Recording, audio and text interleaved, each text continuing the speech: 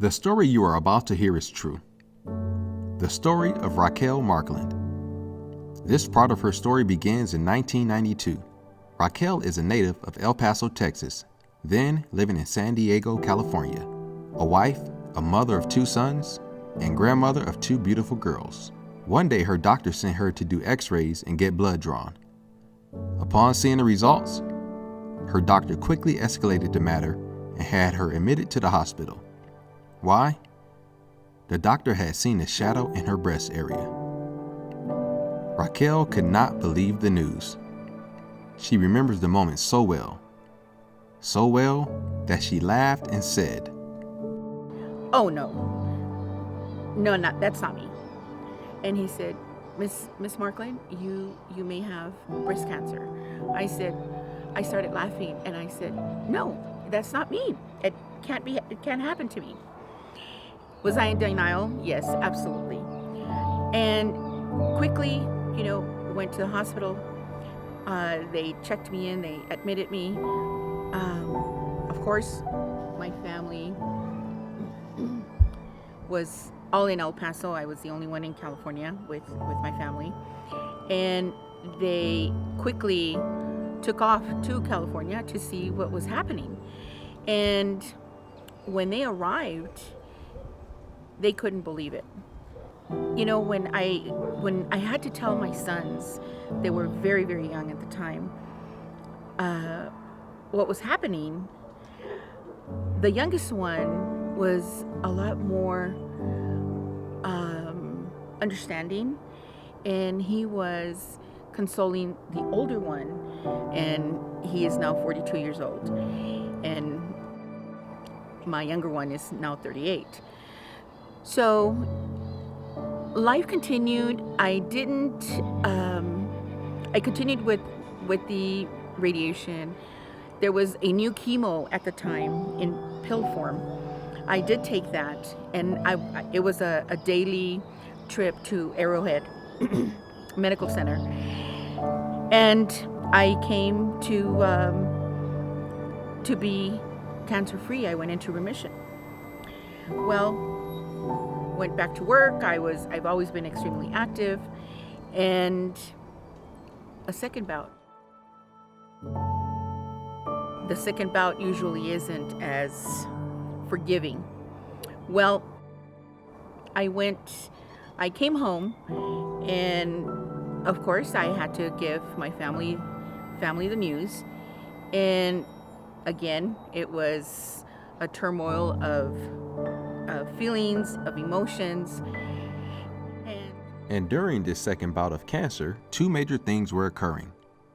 Raquel and her family were in the middle of moving to El Paso, and she was serving as a caregiver for her late husband and late brother-in-law, who were in the latter stages of congestive heart failure. Her youngest son moved to California to help during this trying time. Raquel had decided to fight the good fight as she entered another round of cancer treatments, chemotherapy, and radiation. She had completed what she thought was her last radiation treatment. Then she and her family, with the assistance of her son, packed up to move to El Paso. As she walked into her new home, her doctor from California called and said she needed to have surgery right away. Her story picks up with the conversation she had with her brother-in-law prior to heading into surgery back in California. When Joe was passing away, he told me, "Sissy,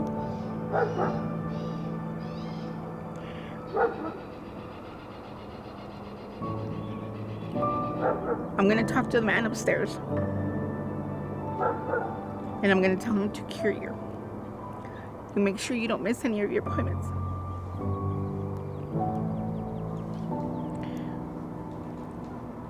We went to the doctor, to the hospital. They whisked me in. God is so amazing. The doctors come out and they tell David, my late husband, "Mr. Markland, we don't know how this happened, but there is no cancer. But there is no cancer. And that in itself is a miracle. So from there, in 2004, still moved to El Paso. David passed away in 2007. And 4 years later, I meet Rogelio. And the care that my sons have given me, even the care that Rogelio has given me, has been truly the epitome of one's love to the other.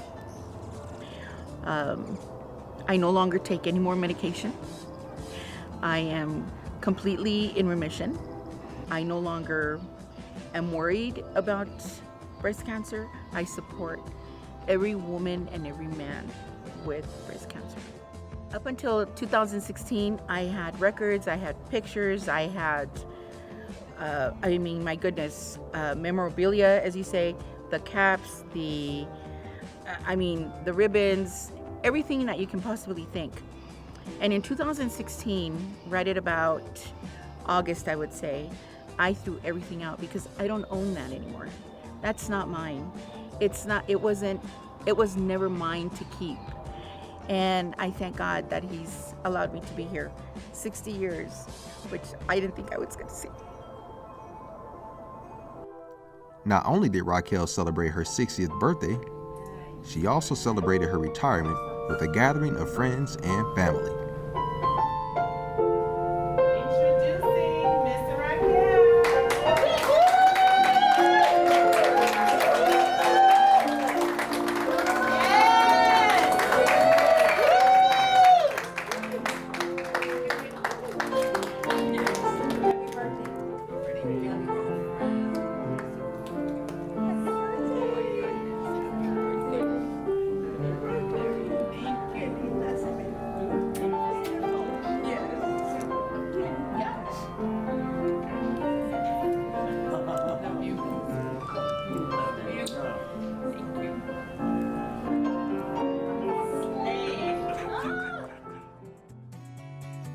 Such an enormous, wonderful life, even with, as you saw the clip, at 6 years old, I had a staph infection that they were going to amputate my leg.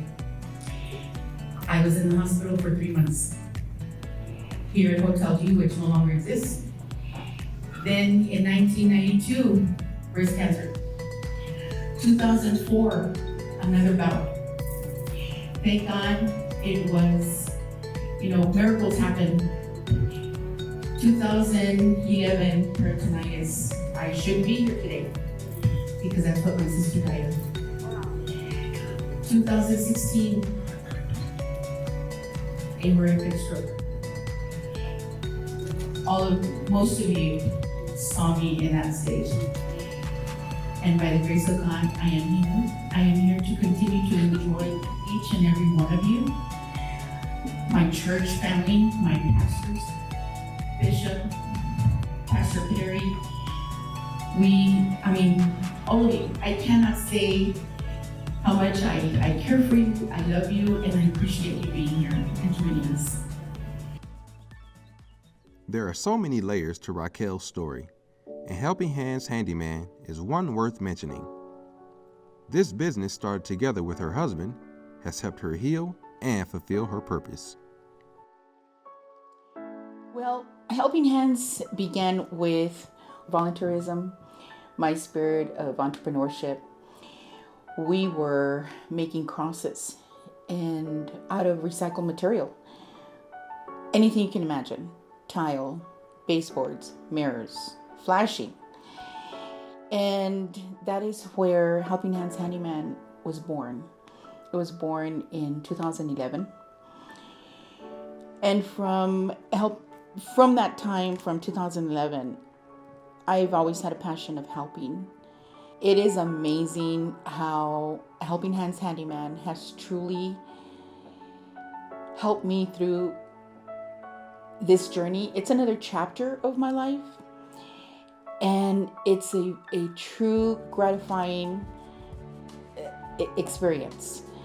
It is one where I'm able to witness to other families, helping those less fortunate and helping those whom are physically challenged. For those of you on a cancer journey and you cannot see the other side, Raquel is living proof that you will get to the other side. With your prayers, patience, faith, and prayer warriors, you will get to the other side. God is so amazing that He will bring you forward to your next chapter. Just take one step at a time. This is a journey where we are learning to be one in Him and He in us. This scar is part of my story, but it's not my story. It's a reminder where God has brought me from. We all have scars. We can all look at it that way. It's not our story.